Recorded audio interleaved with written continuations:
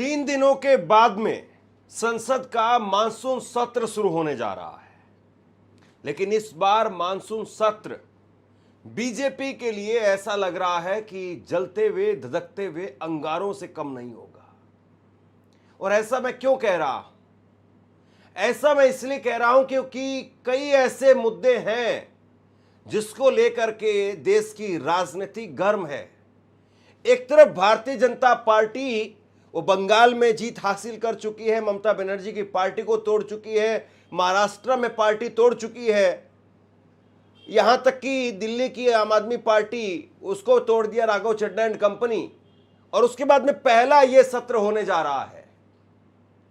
उसकी संख्या बल भले ही बढ़ गई हो, लेकिन जो तापमान है, राजनीतिक तापमान है, वो इस कदर बढ़ा हुआ है कि बीजेपी के लिए अंगारों से कम नहीं है।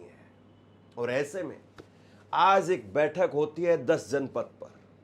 सोनिया गांधी के आवास पर बैठक हुई। वैसे तो सोनिया गांधी कांग्रेस पार्टी की सीपीपी चेयरपर्सन यानी कांग्रेस के पार्लियामेंट्री बोर्ड की वो चेयरपर्सन है, लेकिन ये जो तस्वीरें आप देख रहे हैं, ऐसी तस्वीरें हर संसद के सत्र से पहले सामने नहीं आती है।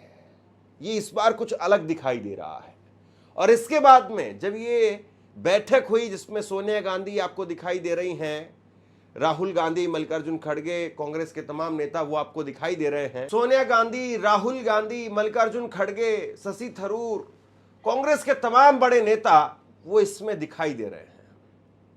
और इसके बाद में बाकायदा प्रेस कॉन्फ्रेंस होती है और इस प्रेस कॉन्फ्रेंस के लिए जयराम रमेश आते हैं और उन्होंने कहा कि हम पुरजोर तरीके से सरकार का विरोध करेंगे। अभी हमें कुछ बताया नहीं गया सरकार की तरफ से। 19 तारीख को, 20 तारीख को संसद के मानसून सत्र की शुरुआत होने जा रही है। 19 तारीख को सर्वदलीय बैठक होगी, लेकिन वो कहने भर के लिए है, खाना पूर्ति है।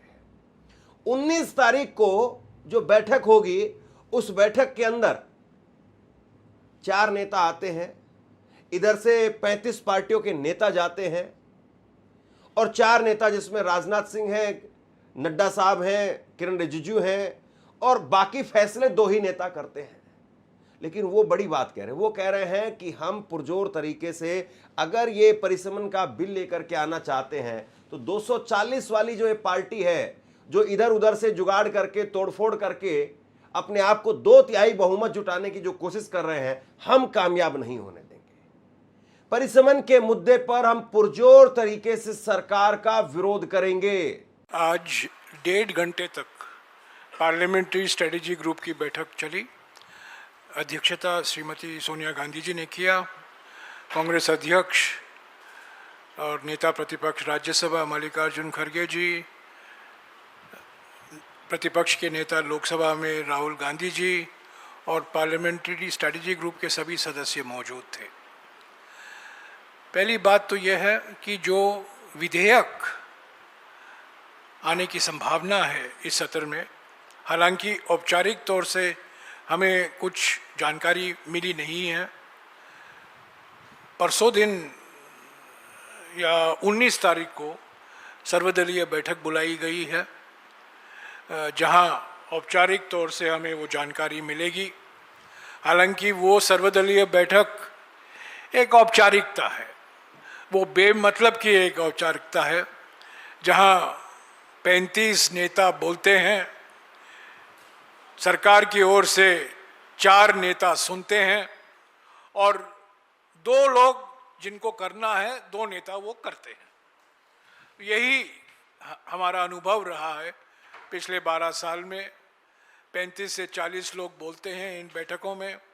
4 लोग राजनाथ सिंह जी, नड्डा जी, किरण रिजिजू जी और एक MOS बैठते हैं, सुनते हैं, नोट लेते हैं। पर होता है जो 2 लोगों की मनमर्जी, जो बुलडोज कराना चाहते हैं वो करते हैं। पर जो हम अनुमान कर रहे हैं, जो विधेयक आ सकते हैं, उस पर काफ़ी लंबा चर्चा हुआ। जो सुनने को मिला है कि गृह मंत्री प्रयास कर रहे हैं परिसीमन विधेयक जो 17 अप्रैल को सरकार को 2/3 बहुमत नहीं मिला और काफ़ी भारी हार हुई सरकार की, उस विधेयक को वो वापस लाना चाहते हैं। उस पर भी चर्चा हुआ आज इस बैठक में। जो बर्खास्त करने वाली विधेयक है, जिस पर जेपीसी का गठन हुआ, जिस जेपीसी का बहिष्कार विपक्ष पार्टियों ने किया, उस पर भी बहस हुआ।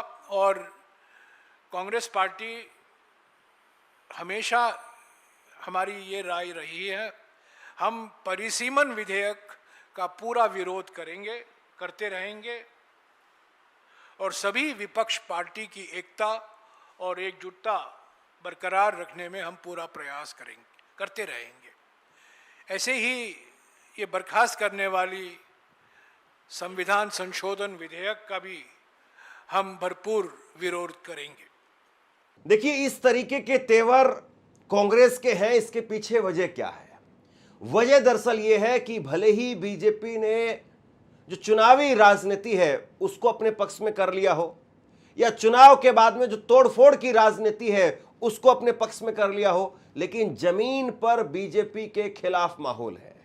पेपर लीक को लेकर के राहुल गांधी कोटा में रैली कर चुके हैं, अभी कल उनकी देहरादून में, उत्तराखंड में रैली होने वाली है। सोनम वांगचुक वो जंतर मंतर पर है। पेपर लीक को लेकर के देश भर में चर्चा है, चंदा चोरी का मामला है, कई सारे मामले हैं जिसको लेकर के बीजेपी बैकफुट पर है। और इसीलिए कांग्रेस पार्टी के अंदर इस तरीके के तेवर वो दिखाई दे रहे हैं। देखिए, सबसे बड़ा सवाल जो है वो ये है कि नरेंद्र मोदी ऐसी स्थिति में, ऐसे माहौल में वो संसद के अंदर आएंगे, मुमकिन दिखाई नहीं देता है। जिस तरीके की परंपरा रही है कि देश के प्रधानमंत्री वो सर्वदलीय बैठक में आते हैं, सर्वदलीय बैठक में आकर के वो एजेंडा सेट करते हैं, विपक्ष को अपने साथ में लेने की कोशिश करते हैं, लेकिन नरेंद्र मोदी सर्वदलीय बैठक में नहीं आते हैं। अब क्यों नहीं आते हैं वो सब आप जानते हैं। दूसरी तरफ जो एक परंपरा है कि संसद का सत्र शुरू होने से पहले देश के प्रधानमंत्री देश को संबोधित करते हैं मीडिया के जरिए, और उसमें भी वो ऐसी चुटीली बातें कहते हैं जो शायद नहीं कही जानी चाहिए। अब उसी में वो कह देंगे कि भैया सत्र चलना चाहिए, लोगों का नुकसान हुआ है, हम चाहते हैं चर्चा हो, ये हो, वो हो। उसी में 7-8 मिनट वो बोल करके चले जाएंगे, और उसके बाद में खामोश। उसके बाद में संसद के अंदर वो दिखाई नहीं देंगे।